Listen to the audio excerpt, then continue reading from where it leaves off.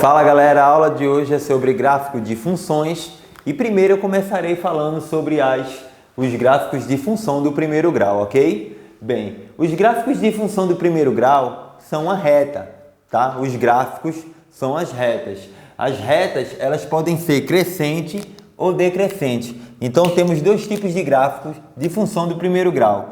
Considere os eixos coordenados representados por y e x, tá? E essa reta aí, ó, que corta o eixo y e o eixo x, tá? Isso aqui é a reta, vou chamar de 1 esse gráfico. E aqui considere o gráfico 2 também, onde eu posso encontrar os eixos coordenados, tá? O eixo y e o eixo x.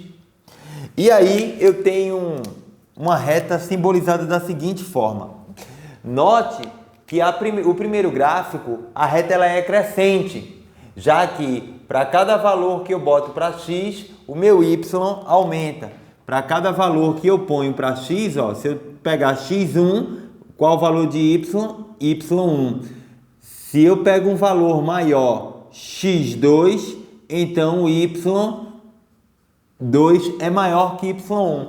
Então, de forma geral, se x2 é maior que x1, então y2 será maior que y1.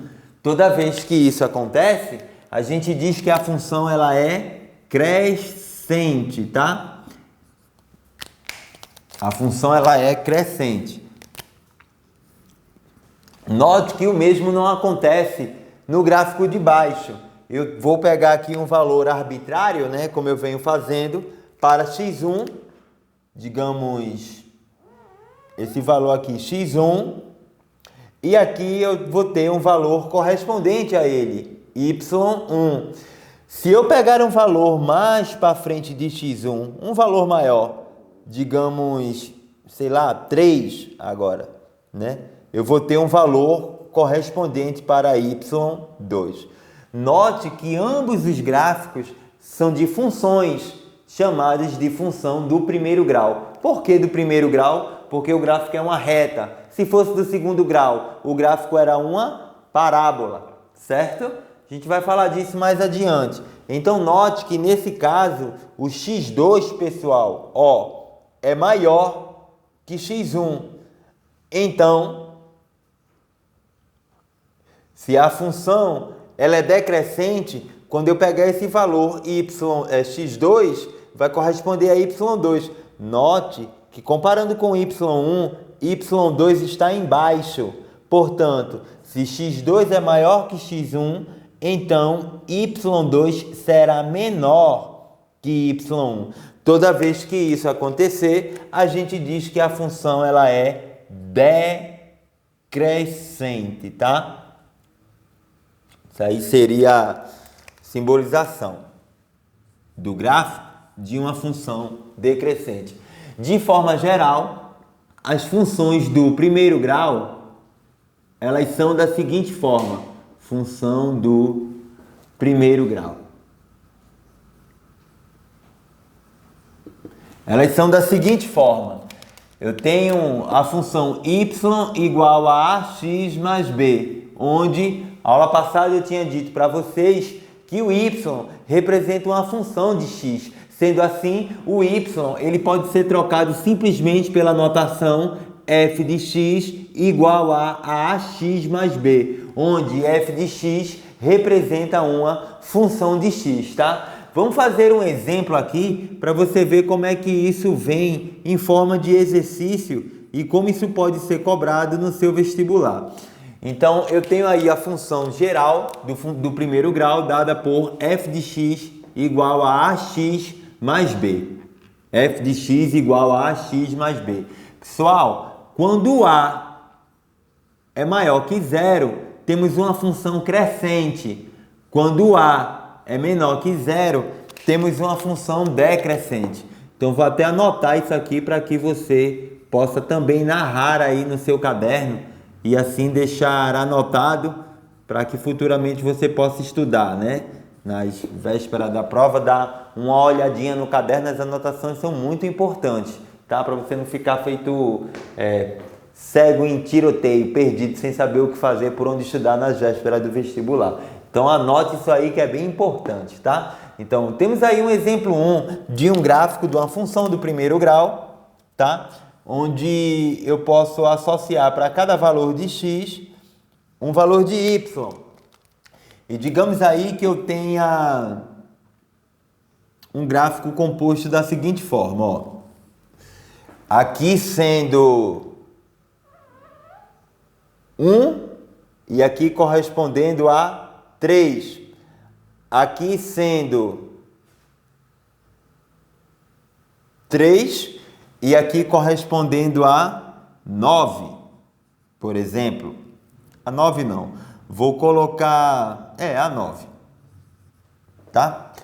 Se eu perguntar assim para você, de cara, essa função ela é crescente ou decrescente? Bem, como o gráfico é uma reta em que o valor de x2 é maior do que x1, e esse valor de x2 associa um y2 maior que y1, eu posso dizer então que o gráfico é de uma função crescente, já que a reta está se inclinando para o lado positivo. É fácil observar, a decrescente é para baixo, a crescente para cima, tá? Se esse número é maior que esse, e esse número associa um número 9, no caso, que é maior do que 3, então o gráfico é de uma função crescente, tá bom?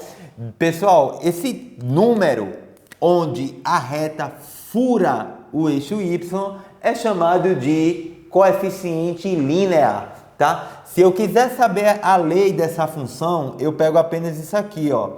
Pego esse triângulo aí, tá? E esse ângulo aqui, ó, ele representa o meu A, tá? Então, a tangente de θ é numericamente igual ao coeficiente angular. A é chamado de coeficiente angular. E B, aqui nesse caso, ó, é chamado de coeficiente linear, tá? O B é onde a reta toca o eixo Y e o A é a inclinação. Dessa forma fica fácil, né? Fica evidenciado que aqui variou um tamanho de, ao total, vou subir um pouco mais essa reta aqui, fica mais fácil de enxergar, tá? Eu vou botar ela aqui assim, ó. Note que daqui para cá, variou um tamanho de 2, enquanto daqui para cá variou um tamanho de 6. Então, para cada unidade que varia aqui, em cima varia 3, né? Se aqui variou 2 e daqui para cá variou 6, então para cada valor 1, aqui varia 3, né? Então, o meu A seria igual a 6 dividido por 2, sendo assim o meu A é igual a 3. Fábio, como é que eu acho o B, que é onde essa reta toca esse ponto aqui? Bem, você tem a lei da função, que é dada por y igual a x mais b. O A você acabou de achar, que é 3, então teríamos 3x mais b. Agora basta apenas escolher um desses dois pontos que estão evidenciados no gráfico, ou o ponto 13 ou o ponto 39, e assim substituir ali. Vamos pegar o ponto A, aí ó, simbolizado pela coordenada 1 e 3, onde x é 1 e o meu y é 3. Substituir aqui. 3 é igual a 3 vezes 1 mais 3 vezes 1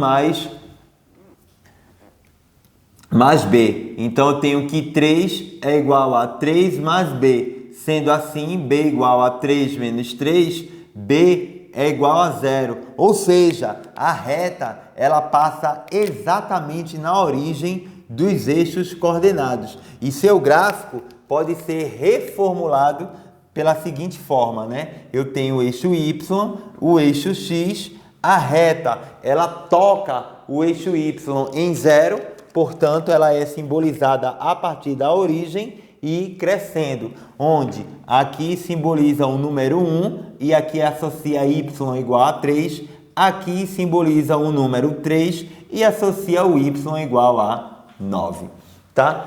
Esse é um exemplo de como pode vir um assunto função do primeiro grau no seu vestibular. Vamos agora ver um tópico de função do segundo grau, gráficos de função do segundo grau. Dá uma pausa aí. Não pode ficar.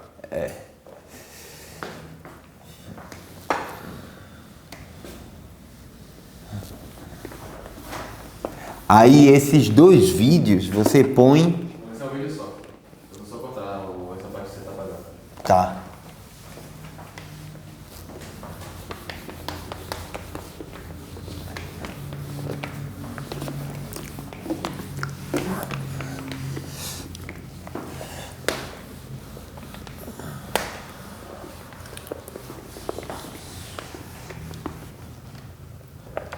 Esse é gráfico de funções, né? Gráfico de funções. Uhum.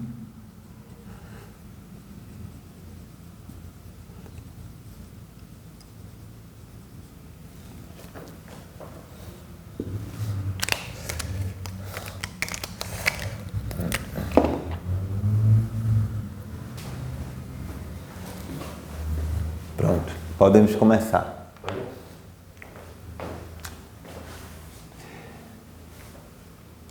Veremos agora gráficos de função do segundo grau. Toda função do segundo grau ela pode ser composta por y igual a ax² mais bx mais c, onde ax² mais bx mais c representa uma função do segundo grau. Nesse caso, o gráfico não será uma reta, será um arco de parábola, né? Ou uma parábola completa, dependendo do intervalo que pertença o seu domínio. Então aqui vamos pegar alguns exemplos, né, de como pode vir a construção de gráfico de acordo com essa equação.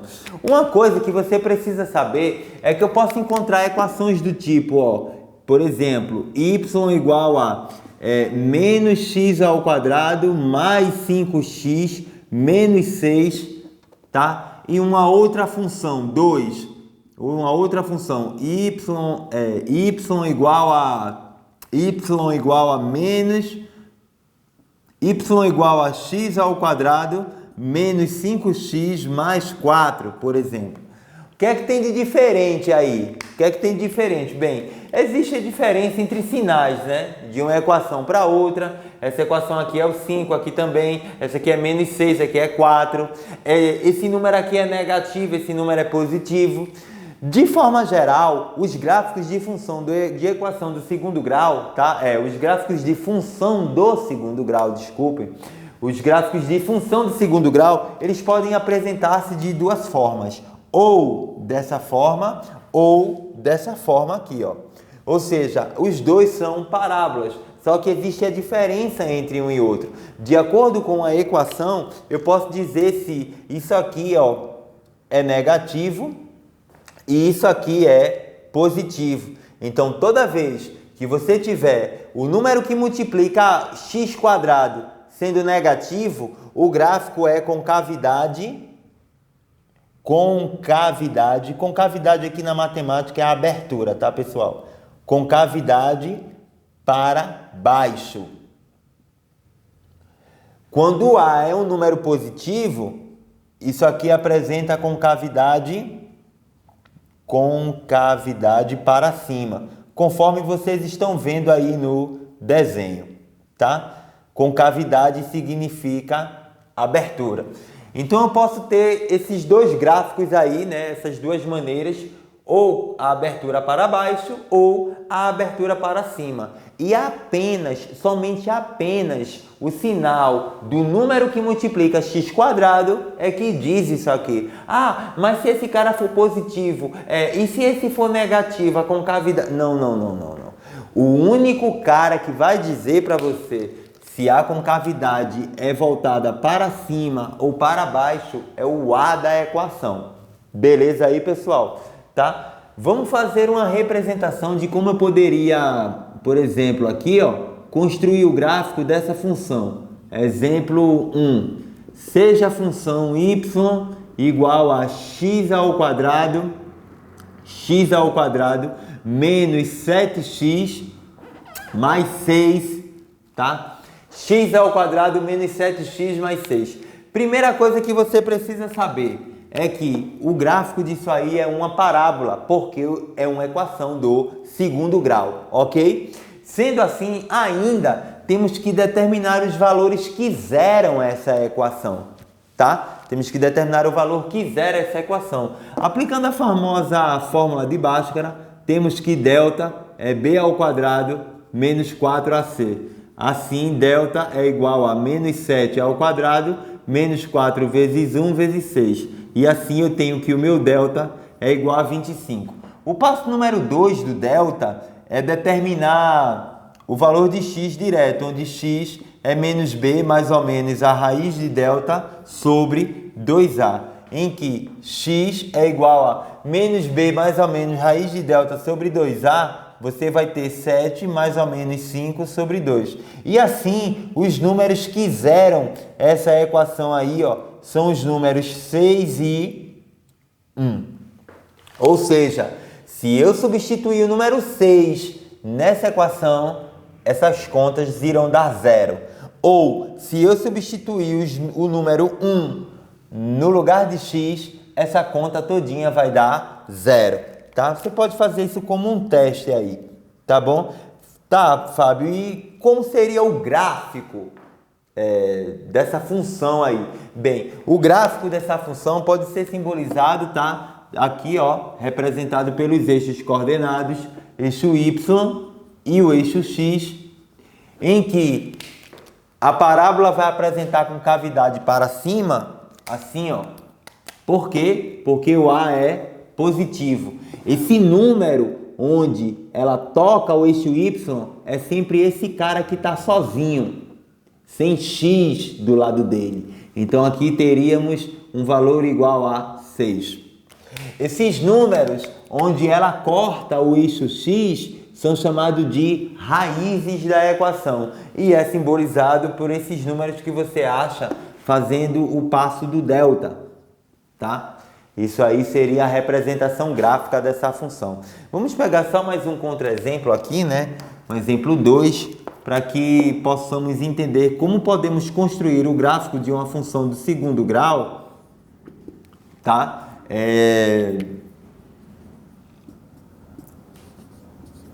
Com concavidade voltada para baixo. Menos x quadrado, um exemplo, né? Menos x, vamos botar essa função aqui, ó. X quadrado menos 5x menos x quadrado mais 5x menos 6. Vamos calcular o valor de delta aí, né? O delta, para saber os números que ela fura o eixo x, né? Intercepta. Delta é igual a b ao quadrado menos 4ac. Delta é igual a 5 ao quadrado menos 4 vezes menos 1 vezes menos 6. Meu delta é igual a 1. Sendo assim, eu tenho que o passo número 2 do meu delta seria dado por x igual a menos b mais ou menos a raiz de delta sobre 2a. X é igual a 5 mais ou menos 1 sobre 2. E assim eu tenho que x uma linha é igual a 3 ou x duas linhas é igual a 2. Ou seja, os números onde esse gráfico vai cortar o eixo x são os números 2 e 3. Fazendo a representação no plano cartesiano, podemos plotá-los da seguinte forma. Eu tenho o eixo y, aqui o eixo x, tá?